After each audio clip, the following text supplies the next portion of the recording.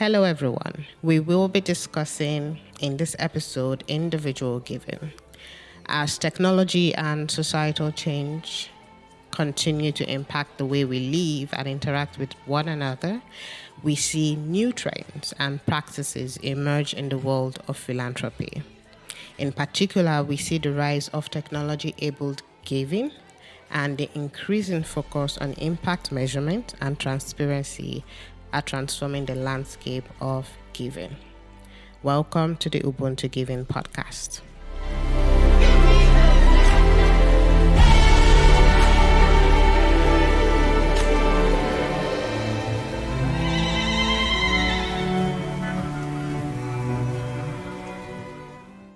Welcome to Ubuntu Giving Podcast, everyone, by GivingTuesday Africa Hub, and I'm your host, Bidemi Adedire. This is a podcast where we tell stories of generosity in Africa, and we feature different guests who will share their experiences and insights on different themes related to giving. Today, we have with us Moses Izoba, the Executive Director at the Uganda National NGO Forum. This forum is an independent and inclusive national platform for NGOs in Uganda that was launched in 1997 to create a space for NGOs to reflect, strategize, and take action on matters of mutual interest. Welcome, Moses. How are you doing today? And thank you, Bid. It's my singular pleasure to be on this podcast and to be able to share my own experience of individual giving. So I definitely wouldn't thank you enough. Thank you so much for that. Before we go further, we have a generosity exercise that we do.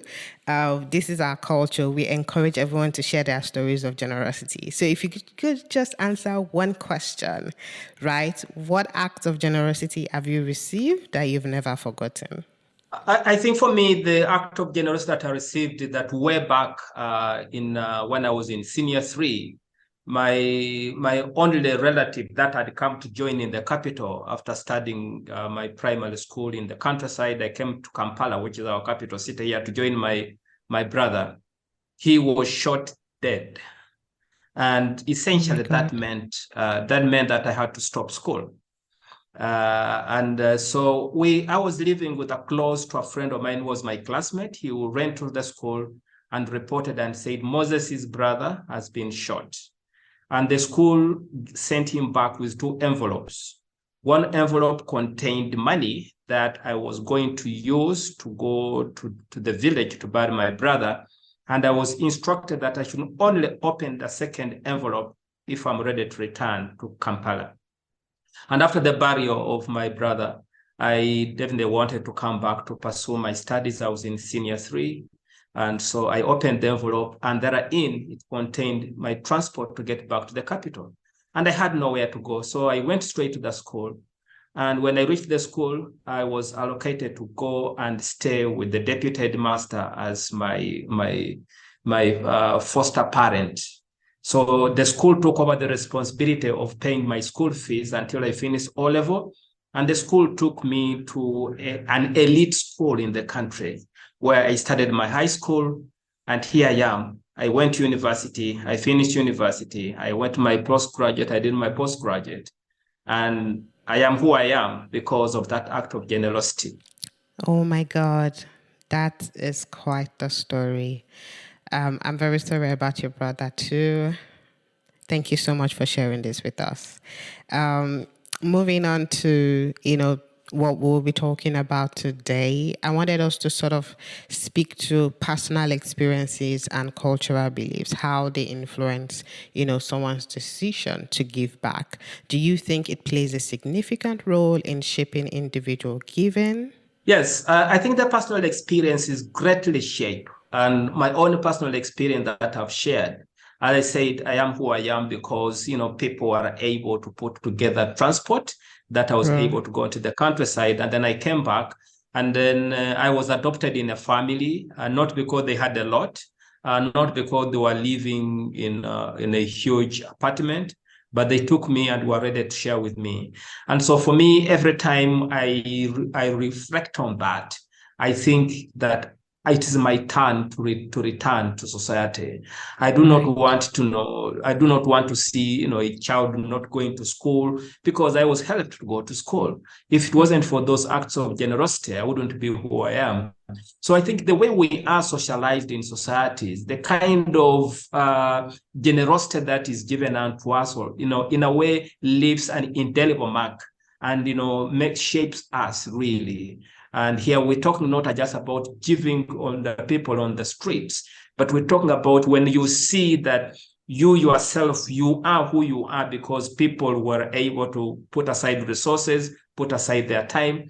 That will never leave your mind. And that is the greatest imprint about giving that we often have, how we are socialized. True, Moses. I must say you are like an embodiment of the term, of the term Ubuntu giving, which is amazing. Let's consider geographic location. The connection to one's local community can also be a driving force in giving decisions. People often feel a strong sense of responsibility to address needs and challenges in their immediate surroundings.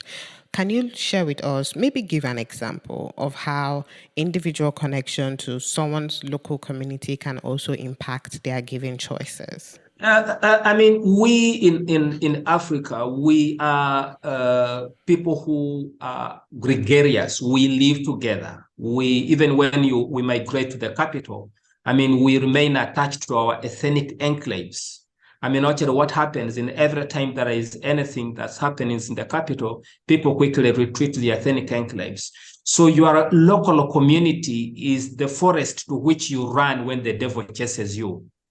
And you want to preserve that forest because you know that one time the devil is going to chase you, and you want to preserve the forest. And that forest is the community that we live in. And therefore, you want to do everything just to make sure that you are giving back to the community so that, in a way, the community not only appreciates you for being a giver, but you can see that their social indicators are improving. One of the things that I've learned is that, it doesn't help me if I have a lot of money and I build a high wall and then my neighbors do not have anything. If they don't have anything, they're going to sleep hungry. But you know what? I also will not sleep. As we often say here, that the rich do not sleep because the poor people are not asleep. And they're not asleep because they are hungry. And so we all need some good sleep. Those who do not have need good sleep, and those who have need good sleep as well. So the only way we can do is to be able to share whatever we have so that we can actually all have a good sleep. Wow. Thank you so much for sharing that. Let's touch briefly on personal interest and passion areas. You know how you shared that, you don't want to see a child that doesn't go to school. Personal interest and areas of expertise, we tend to see that it often guides individual towards causes that resonate with them. So, for example, I am very passionate about adolescent girls.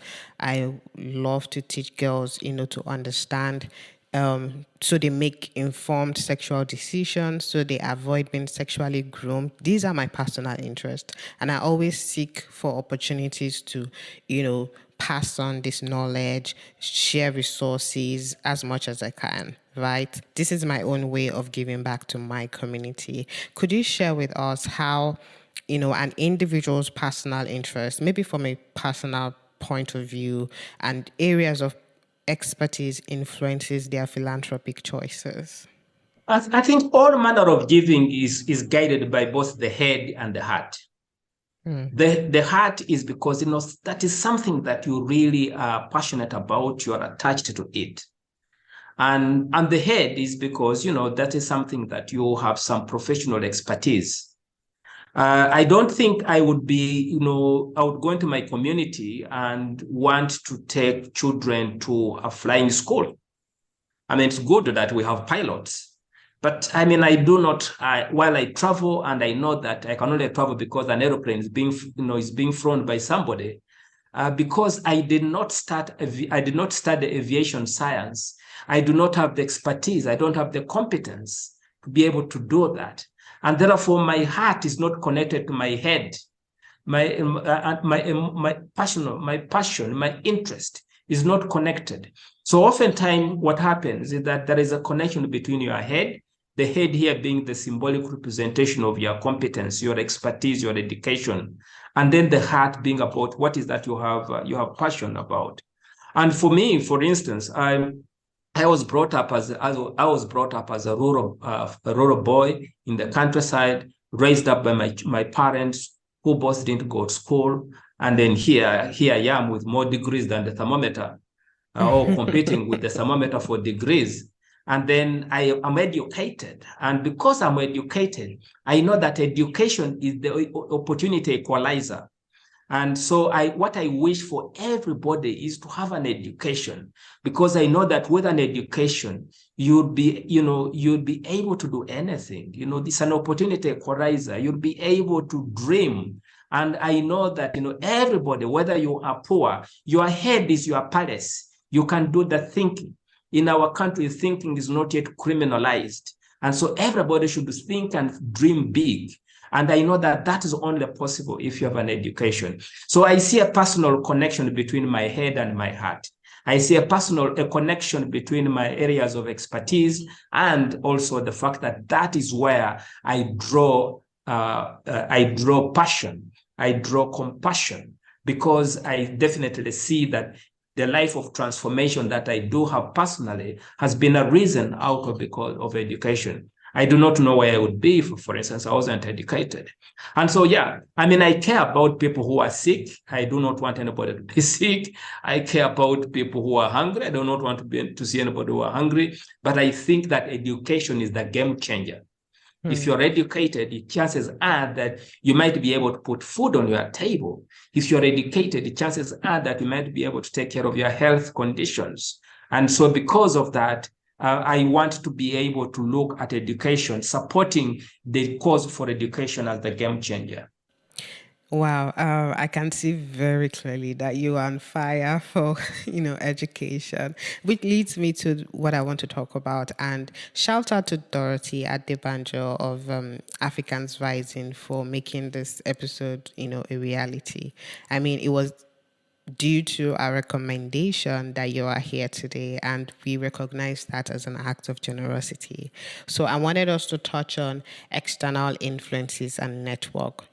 Someone could tell you, "Hi Moses, I have a friend who needs help graduating, for example. She needs to pay her school fees." Because you trust the person that told you about that friend, you might be more inclined to give, right? And so how does recommendations and, societal norms, influential figures, for example, how do these factors rather impact us as individuals and our philanthropic choices? Yeah, I think one of the things that we do has a major cardinal bearing on philanthropy or giving is the aspect of trust. I think as communities grow and with advancement, as the scriptures say, every time the angels gather, the devil is also there in their midst. And therefore, as we feel we need to give, it's also possible that you get fortune hunters, people who want just to take advantage of you. And therefore, it is possible that, somebody may come, want to lie to me, I've been expelled from school for so much, I've been expelled from this, and then, you are just simply giving out. And so you realize, oh no, but I gave this person money and he didn't go to school. I gave this person money, he didn't finish this. And so trust is very important in terms of giving. And if somebody was recommended to me, a child, and this is a person that I have trusted, then yes, I know that I can take this person's word to the bank. I can trust this person, and if he say that person needs help, he really needs help. So that becomes very, very, very important. Trust is important. People who speak the truth are critical in giving. As they say, when you're telling the truth, you need neither an oath nor witnesses. So there are people who definitely tell the truth. They need neither to take an oath nor have witnesses. But it is vitally important that you have referrals. And people that you trust, those who will propel you to give, and than if you didn't get a trust. I mean, if you didn't get any referral. Thank you so much. So everyone, you've heard from Moses. Recommendations from trusted sources can introduce, new causes and can influence philanthropic choices. Can we touch on giving goals and impact measurement? And I have to share this with you, Moses. Personally, I don't keep track of how I give, and I think in a month, my relatives, my mom's sisters, etc., etc., there is something that I always give every month. Do you think, it's high time we begin to keep track of how we give? How can we ignite a desire to measure individual impact and specific giving goals? I think it's about growing in giving. Somebody who I trust very well once said that if you can count the money you have, then you are poor.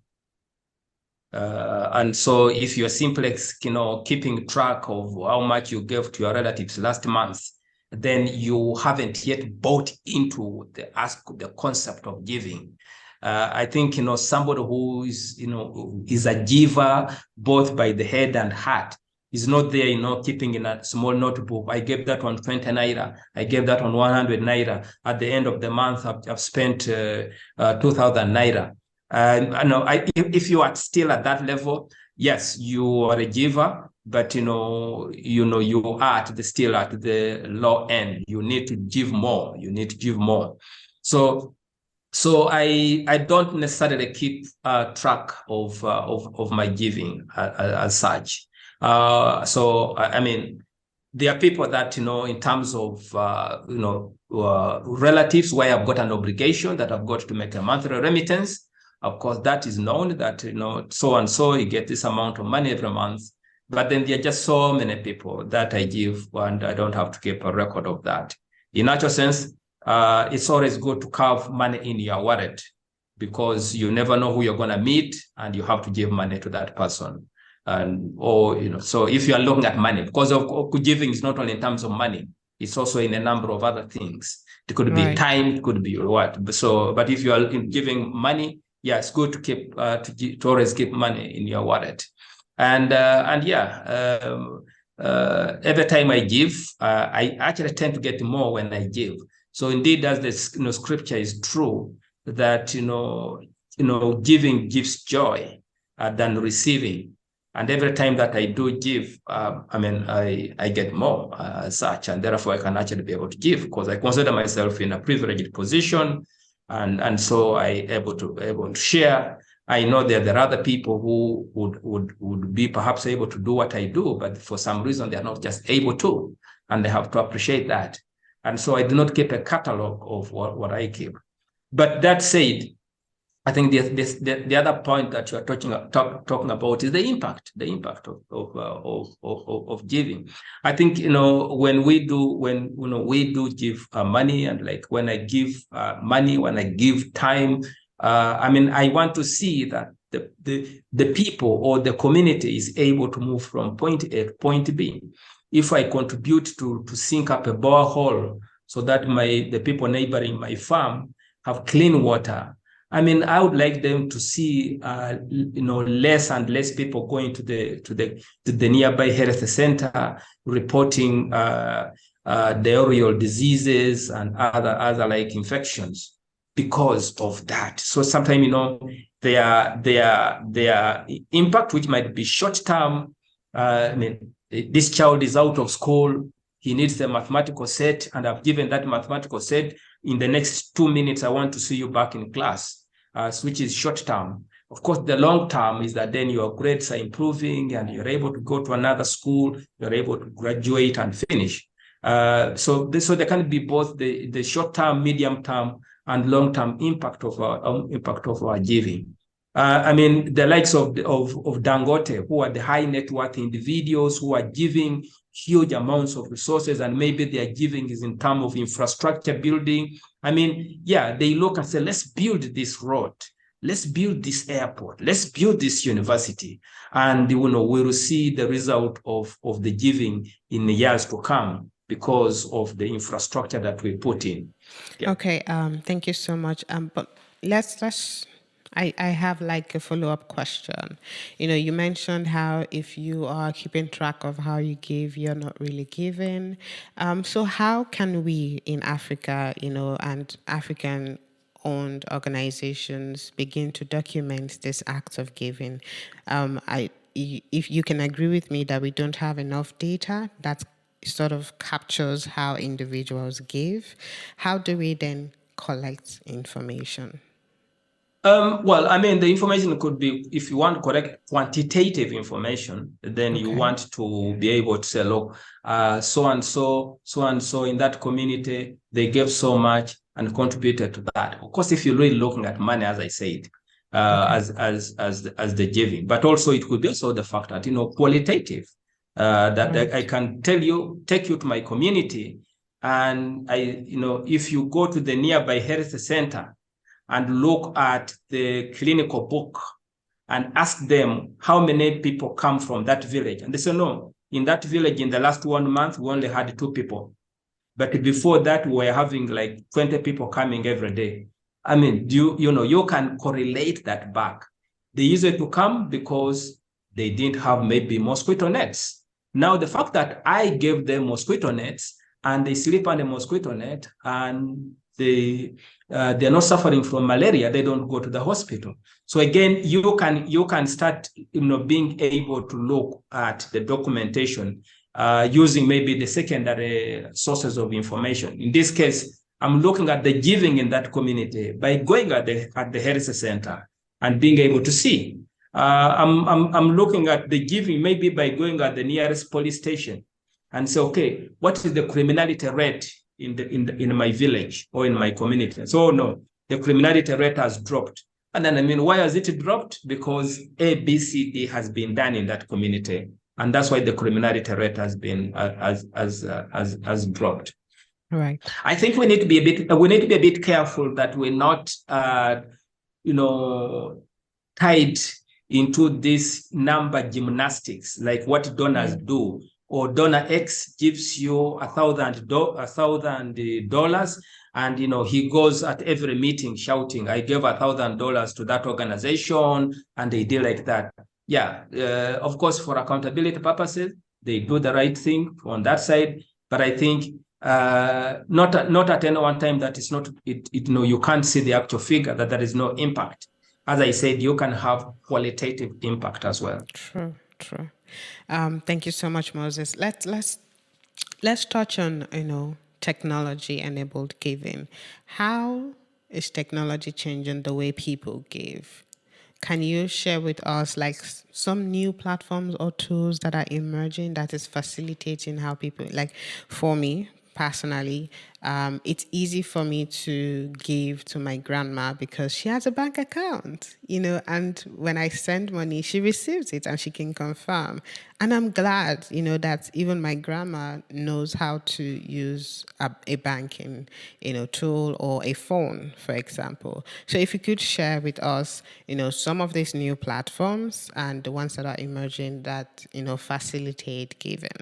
I think what you just mentioned, kind of like applies to me as well. I mean, as the phone density increases and, we're getting into communities, people have phones, we have these mobile money platforms.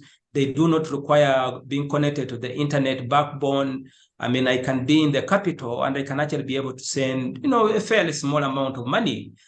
Before that, I needed to take a bus to go to the community to be able to. And so all the money that I would have taken to pay as bus fare is money that then I can actually be able to send to people in the community. So one really sees a direct correlation with the emergency of this mobile platform, that they increase the appetite for giving. And the fact that I can actually be able to sit in my sitting room and be able to talk to my auntie, to be able to talk to that headmaster of that school, and in real time, send the money and the money is received on the other side, or even say, oh, can you withdraw money from my phone? It's in real time. I don't have to take the bus from Abuja to Calabar for them to be, to make this transaction. That makes it easy. The bank, of course, yes, if for people who have got the bank connection. So all this just makes it easy. I mean, also, just even not about money. The fact that I have a mobile phone, another person has a mobile phone, and I can share some airtime. And I shared that airtime. Now the telecom companies have made it possible that I can share airtime. I can share data. Because when we talk about giving, I'm enabling the person by giving that person data. I had 10 GB and I can give 1, 3, 5, and then we can all get connected. I had some amount of airtime. I can give that person airtime. We all get connected, and we can actually be able to speak and be able to do something. I had doing some money, on a mobile money platform. I can do that. So I think technology makes it easier even if I was out of the country, I'll just go to a Western Union kiosk and I'll be able to send money. And then the person just needs to go to the nearest trading center with the national ID, and he'll be able to draw the money from a MoneyGram, from a Western Union, and any other. So all these technology, without any doubt, increases giving. I mean, there is no reason that, right now I'm in California and I do not know how I can send you money in Port Harcourt. No, it is possible, and it's in real time. Absolutely, absolutely, Moses. Thank you so much for spending, your time with us. This is my final question, and I wanted you to sort of, let's paint the future. What do you see in the next 5-10 years? How do you see the role of individual giving changing? I think increasingly donors are coming under assault. Development is being reimagined.